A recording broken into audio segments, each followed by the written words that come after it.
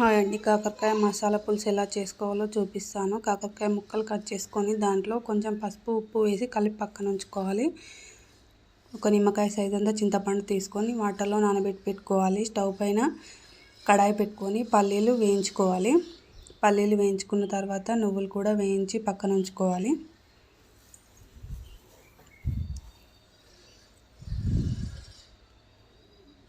మళ్ళీ స్టవ్ పైన కడాయి పెట్టి కడాయిలో కర్రీకి సరిపోయేటంత ఆయిల్ వేసుకోవాలి.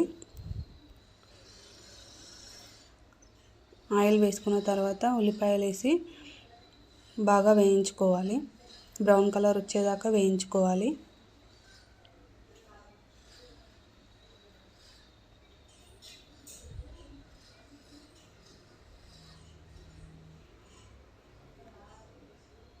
దాంట్లో కొంచెం సాల్ట్ వేస్తే తొందరగా వేగుతాయి. ఉల్లిపాయ వేగేంతలోపు మిక్సీ జార్లో పల్లీలు, నువ్వులు, కొంచెం కారం, సాల్ట్ వేసి మిక్సీ పట్టుకోవాలి. మసాలా కోసం ఇది.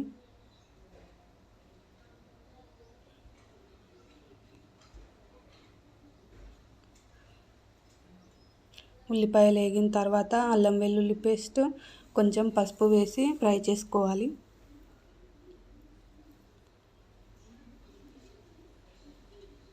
అల్లం వెల్లుల్లి పేస్ట్, పసుపు ఫ్రై అయిన తర్వాత కరివేపాకు కూడా వేసుకోవాలి. కరివేపాకు వేసిన తర్వాత కాకరకాయ ముక్కలు వేసి ఒక 5 నిమిషాలు మూత పెట్టేసి మగ్గనివ్వాలి.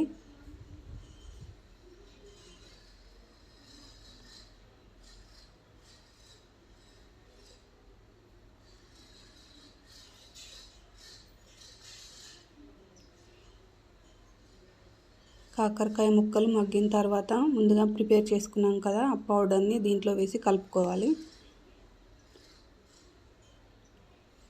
పౌడర్ని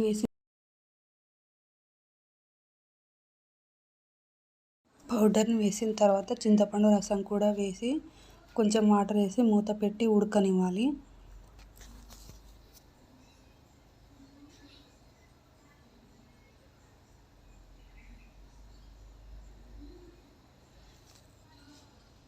ఉడికిన తర్వాత లాస్ట్లో కొత్తిమీర వేసుకుంటే ఎంతో టేస్టీ కాకరకాయ మసాలా కర్రీ రెడీ అయిపోతుంది.